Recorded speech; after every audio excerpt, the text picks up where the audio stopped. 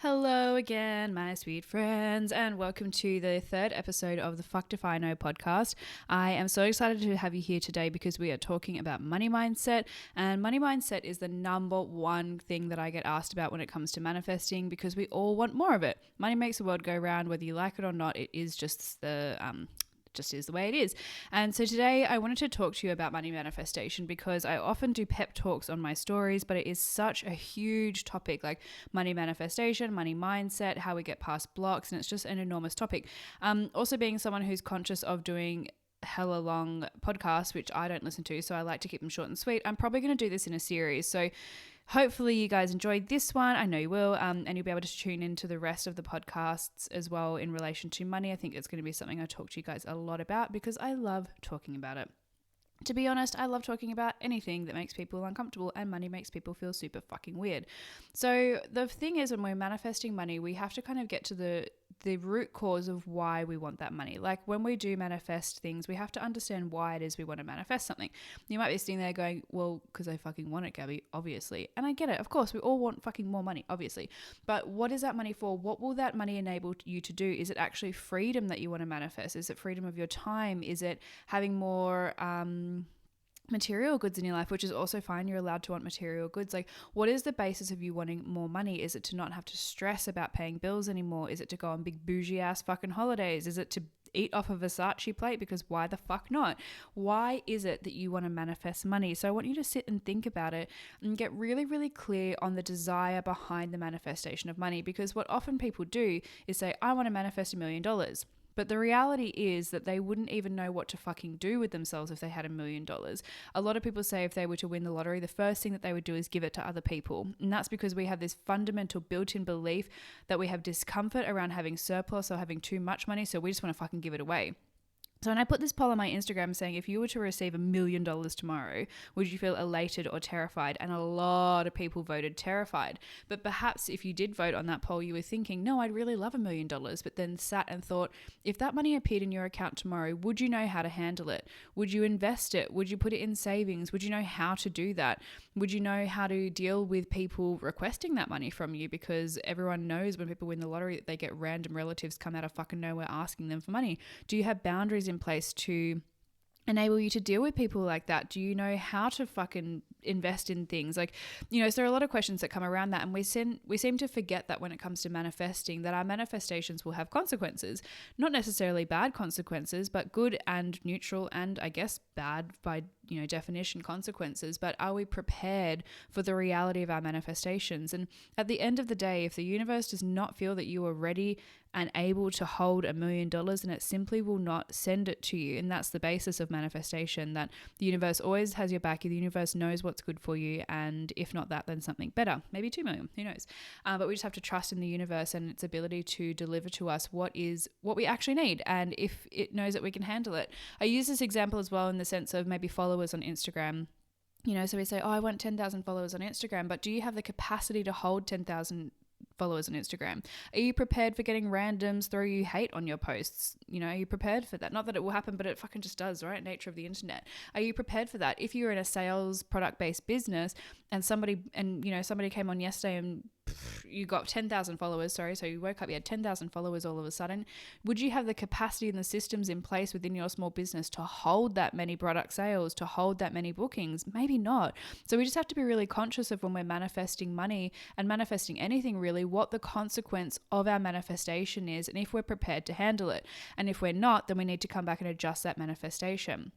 So when it comes to manifesting money, how the fuck do we do it? So there are a lot of things that we can do. There was a lot of mindset stuff. There's some actual woo-woo kind of stuff that we can do, and I'm going to give you a whole bunch of stuff. So to begin with, when it comes to money, what we need to do first is release our blocks and identify our limiting beliefs around it. So as I was saying, you know, you might think you want $1 million, but maybe when you were a child, you were told that money doesn't grow on trees, or that you have to work really fucking hard to earn money, or only rich people have money and rich people are assholes. So it's coming to identify that limiting belief. And the amount of things that I got from this poll on Instagram about that I put up a couple of days ago about money and the amount of stories that people had associated with it was really fascinating to look at. And, so their manifestations were, I want to be rich, but then their fundamental belief was, oh, rich people are assholes. And us being humans, we probably don't want to be an asshole. So we're actively repelling being rich because we think rich people are bad people. So we're not able to embody the feeling of being rich. And I spoke in the last episode about how we embody our manifestations. So that is relevant to manifesting money as well. So our limiting beliefs usually come from our parents because they're our parents, right? They have their own limiting beliefs, which they receive from their family and from their scenarios and their situations, and then we adopt them as children. So I would say, like, apart from relationships, which are obviously embedded into our psyche when we're quite young, money is one of the biggest things that we are aware of from a very, very young age. I think that saying, money doesn't grow on trees, everyone knows that one. It's one that goes around all the fucking time. And so we subconsciously take on our parents' beliefs, and then we bring that into our reality as adults. So if you really think about how you feel about money, right? So sit and have a think about it right now. How does money make you feel? Anxious, stressed, depressed, liberated, empowered? How does that make you feel, right? And if our fundamental basis of that feeling is negative, then we're not going to be able to attract it in, because we know that the universe acts on energy and energy reciprocates energy. So if things are high vibe, we attract more high vibes. If things are low vibe, we attract more low vibes. And we know that negativity is a low vibration. So we just attract more negativity, more debt, more bills, more difficulty with money, more limiting beliefs. So how do you feel about money? What are your stories about money? Do you believe that money is hard to come by? Do you believe that money doesn't grow on trees? Do you believe that you have to slog it out for 14-hour days just to get by? Do you believe that you could ever be a rich man or woman? How would that feel? What would it look like if you were a rich or man, woman? Does that make you uncomfortable? So having a little think about these limiting beliefs, one that really stuck with me for a long time, and I was very lucky that our family, what I picked up from my family, was quite a healthy money mindset. However, that being said, we did not have a lot of money. We struggled with money when we were younger. My family struggled to the point where, our washing machine wasn't working. So my mum put her hand in the washing machine mechanics to try and get it going and cut her hand open, and had to take her to the doctors, because we just couldn't afford to get it fixed, but we needed clothes to be washed for school. So I just want to preface, this whole conversation around, whilst I do have a natural good money mindset, we were not rich people. We were not rich people growing up. So I definitely don't come from a family of incredible wealth. So I just want to preface that. And there's nothing wrong with coming from incredible wealth, because you can still have limiting mindset around that. But I just want to tell you that, so you're not like, oh yeah, well, Gabby's always, fucking had money or whatever. Like, whatever story you come up in your head about why this isn't going to work for you, as we always do, come up with those limiting beliefs. So for me, I was very lucky in the sense that even though we struggled to make ends meet, and, I saw my mum go through this difficulty trying to wash our clothes, for school and all of that kind of stuff, that fundamentally the belief that my family has kind of going through them is that money is there to be enjoyed, and that money doesn't come with you when you die, right? So money cannot come with you to the afterlife. So enjoy it while you're on this earthly plane. And that has always really stuck with me. What I took away negatively from that was money comes, money goes. So that was a story that was very much repeated to us when we were younger. Money comes, but money goes, which on the surface looks like a good money mindset, but not really, because that was my experience. I'd earn and save a bunch of money, and then it would just fucking disappear. But then I'd be like, it's okay, because it'll come back again. And which is a good thing, because I knew it would always come back. But if I have the option, and we all have the option and the choice into how we feel and how we think, if I have the option to think money comes, money goes, or I have the option to think money comes, money grows, GROWS, grows, which one am I going to pick? I'd rather pick money comes, money grows, because I want it to stay. I don't want it to fucking go away. But by me constantly repeating this mantra of money comes, money goes, oh, it's all right, it'll leave and it will come back, all I'm doing is reaffirming that belief around the money. So if you're someone who says, I'm always broke, I can't save money, I'm bad with money, I spend money on frivolous shit, I don't know how to handle money, or my husband takes care of money, or my wife takes care of money, or, we don't talk about that in my family. If that is your fundamental thought process behind money, then you are actively already repelling it from you. Literally. And yes, we get bills. Yes, we have taxes. Yes, we have bad things happen. And I'm not saying that they don't. I'm not saying that situations don't happen. People's fucking houses burn down. They get robbed. All kinds of shit happens in our lives, right? The difference between the people who thrive and the people who just survive in life are those who decide to change their mindset, those who decide to forgive the past stories, not live in the past, not live in the fucking limiting beliefs, and get on with it. Now, again, that's not me saying that you haven't had shit happen to you, and that might piss you off, me being like, get over it. But if you look at any fucking person in the world who is successful, they've had shit happen to them in a variety of degrees, from very, very bad to like just kind of a little bit bad. But this is all contextual in people's lives, right? So we can't compare. But what I'm saying is that the defining pattern between all successful people is that they decided not to live in the past, not to live in their stories and sit in victim mentality. I'm always broke, I always get bills, I never make money, I never get promoted, or they decide not to think that way. Instead, change their thought pattern and do fucking differently. They decide to spend their money on things that are worthy. They decide to invest in coaches. They decide to start a business. They decide to fucking do differently. They decide, just in the simplest form, to change their mindset every fucking day to look at money positively and not negatively. And the beauty of that is that it is totally up to you. You have that power. You've got the ability to think differently. No one else can change that in you except for you. I can sit here and tell you all the affirmations. I can tell you how to release your limiting beliefs. But after this podcast, you're going to have to go out there and you're going to actually have to do the fucking work if you want to make change and you want to call in some dollars into your fucking life. So if you've got a limiting belief, let's use, for example, I'm really bad with money. Right, just a really simple one. I'm really bad with money. Instead of repeating this to yourself every single day, I'm really bad with money, switch it. I am comfortable with money. I am very good with money. I save my money like a motherfucker. I know how to equally save and spend. I enjoy my money. I love investing in myself. It is safe for me to have money. That's a huge one, is safety around money. This fear that it's going to be taken away from you, or that it's going to disappear. If you have too much, then you're a magnet for it to be bad. Like, surely if things are too good in my life, they must go to shit at some point. That was a huge one for me as well. If things are going suspiciously good, surely something bad is going to happen. And then it would, because I thought something bad is going to happen. So safety and stuff around that as well. It is safe for me to be a rich woman. It is safe for me to have an abundance of money sitting in my account. It is safe for me to pay my bills. And that's another thing when we come to money as well, is the energy of money. So we associate and we assign the energy of money. So money is a neutral entity, right? Right from back in the fucking day, before cash and cards and credit and all this was in the world, we would trade goats for barley, or we would trade flour for coffee, or whatever. Like, we've always been in an existence where we trade for goods and services. And then we developed coins and cash and cards and money, and we've developed this as we've grown in the world. Now Bitcoin and all that kind of stuff as well. And this is a new way that we trade for goods and services. But somewhere along the way, someone decided that money was evil and gave it a personality. But money is just a neutral fucking energy. And we need to remember that it's just a neutral energy. It's an exchange for goods and services. So we give it its personality. We're the ones that say money is evil, or we're the ones who say that money is good. And again, the difference between successful people and people who aren't succeeding is their thought about what money is and whether it's good or bad.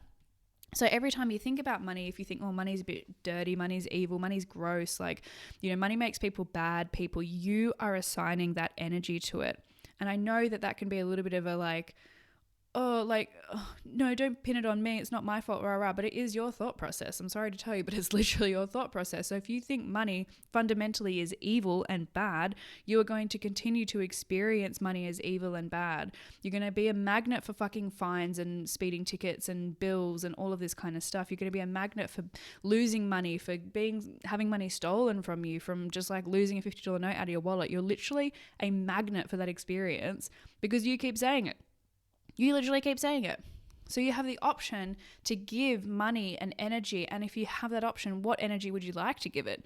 I know I'd like to give it a positive energy. I'd like to give it high vibe. I trust in money. I love money. Money does make the world fucking go around. When I'm a rich woman, I am able to live my best fucking life so I can show up and I can serve more people. I can buy a fucking microphone so I can give you a free podcast so that you can listen.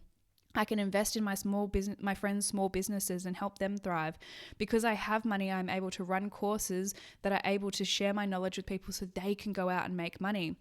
At some point, we all got really, at some point in your life or our lives or the world, we all decided that having money, for the majority of us is a fucking bad thing. And I'm not saying that you have to give the money away, right? So, we look at it, and as humans, we have to justify why we're doing well. So, I can go, I'm a rich woman, and because I'm a rich woman, I can help other people. And yes, that is true, but it's also safe and okay for me to be a rich woman so I can help myself too. Like, I'm allowed to take care of myself. I am allowed to have the nicer things in life. And by me having more money does not take away from anyone else. So this is another thing, another limiting belief that people have, is that if I am rich, it means that I am taking from someone else, which is a limiting belief that money is an endless resource, because money is an endless resource. And I know that that might trigger you as well. And you might feel a little bit like, well, it's fucking not, Gabby. Like, it's, there's only a certain amount in the world. But again, you have that choice onto how you view money. Do you feel it's a limited resource or an unlimited resource? I know what I want to believe in. Money is energy at the end of the day, and they print it. They fucking print it, right? There's digital coin money now. Like, it's literally internet money. So money is an abundant fucking resource, and we are allowed to tap into it. There is no one who can tell you that you're not allowed enough or you're not allowed more. Only you tell yourself that. Or even if someone does tell you, that's not their fucking, that they don't have permission to do so. It's all up to you whether how you take that on of, yeah, I don't deserve that much money, rah, rah, rah. That all comes down to you at the end of the day. So thinking about a couple of those things, how can we move forward with a more positive money mindset? So first of all, identifying those limiting beliefs, identifying your opinions on money and why you feel money is bad, or what your limiting beliefs and stories around money are, just identifying them first and being aware of what they are. And do you want to hold on to that story? Do you want to continue living life believing money doesn't grow on trees? I have to work so fucking hard to earn it. I'll never be a rich woman. Are they the stories that you want to believe? Or do you want to believe, I have the power to become a rich woman. I deserve to be rich. Money is safe. I love money. Money loves me. So it's first changing those limiting beliefs. And you're going to meet this resistance any fucking time you spend money. Anytime you spend it. But the good news is, if you keep identifying that limiting belief when it pops up into your head, replacing the story, getting into a high vibrational state about money and loving on money, then you're going to progressively work through this limiting belief, and it will pop up less and less over time. And there's so much more around that I'm going to talk about in the second episode about expanding, and when we hit the new ceiling of where our comfort in wealth is and what our version of success is, right? The second thing that we can do is start to show gratitude for money. So this is a really interesting one, because we show gratitude for a lot of things in life, but often we won't show gratitude for money, and often we won't show gratitude for things that we think are bad with money. So like bad in commas there, because when we come to things like bills and debt and fines, it's so fucking hard to be grateful for a speeding fine, right? That is a hard thing to be grateful for. But if you can shift your mind into being grateful for the shittier sides of money that we're calling shitty, or what you're calling shitty, you're going to be able to become a magnet for it even more. So showing gratitude daily for money. So I'm going to give you a little challenge to show 10 gratitudes for money daily. So you're going to mix these up. So some of the gratitudes are going to be around money that you've already got and abundance that you already have. So if you are listening to this on an iPhone, fucking in the car or at home and going for a walk, all these things, right? If you're able to listen to this, then you're already abundant as fuck, because you own a phone with access to the internet, so you can listen to a podcast. So grateful for that. So writing gratitudes for money you've already got. Then you're going to write gratitudes for money that makes you feel uncomfortable. So for debt, for fines, for bills, right? This is how we show. So instead of saying like, oh, I'm so fucking annoyed about this debt, I hate this debt, rah, rah, rah, I am grateful for this debt because it allowed me to complete my uni course or be on my uni course. I am grateful for this debt because it allowed me to purchase my car. I am grateful for this debt because it allows me 4 walls and a roof over my head. I am grateful for this debt because. So finding a way to be grateful for the negative side of money, the perceived negative side of money. If it's a speeding fine or a ticket, I am grateful for this speeding fine because a speeding fine meant that I got a speeding fine and I didn't kill somebody with my fucking car and my speeding. And I'm grateful that the universe sent me a little message to say, slow the fuck down. I am grateful for my bills because my bills are what give me electricity, give me heating, give me my phone, give me my internet, give me Netflix, give me fucking anything, give me my fridge cooled or my house heated or cooled down as well. I'm grateful for my bills because they allow me to do that. And then the last thing that we're going to be grateful for is that money that we don't have yet, but we know we will have and we're calling in. So if you're wanting to have a set amount, in a financial year, or you're trying to manifest something for a course, or you're trying to manifest, money to pay off a bill, or just more financial abundance in general, we want to manifest and be grateful for things as if we already have them. So I am, say you want to call in $5,000. We write, I am grateful for lovingly receiving $5,000 with ease. I am grateful for a $50,000 year. I am grateful for getting 5 new photography bookings this week. So speaking those gratitudes into reality as if they already happen, which is why you want to bunch them together with stuff you've already got, like the iPhone, so we're saying I'm grateful for my iPhone, I'm grateful for having, $10 in my wallet, I'm grateful for this, I'm grateful for my bills, I'm grateful for my debt, and then we finish up with the gratitudes of things we don't already have, because as we know from the last episode, our brains don't know the difference between reality and what is not reality. So if we start bunching all of this stuff together, our gratitudes for $5,000 cash as well as the things we've already got, it starts to not really know the difference, and we become a magnet for that experience and that opportunity to come our way. Now, I'm going to talk about manifestation a little bit more in another podcast about how we manifest, effectively, and how we can call money and all of this kind of stuff. But this podcast was mainly around limiting beliefs around money and how we can start to shift our mindset to a positive money mindset. In the next call, oh my God, what is wrong with my brain today? In the next podcast, we're going to talk about manifesting money, how to get past the fear of money, ways to keep in high vibes and high energies when we've got debt, how to unlock potential, how to release our grip on money, and so much more. I had a few questions come through as well on like breaking the stigma. When can you know if you've really got to the root of a block? Someone said they felt like they keep discovering more. So I'm going to talk about this a little bit more in the next podcast for you guys, but I hope that gets you started on shifting that money mindset. So your homework post podcast is to go and debunk those limiting beliefs, rewrite the stories, change that mindset, and to get into an attitude of gratitude about money.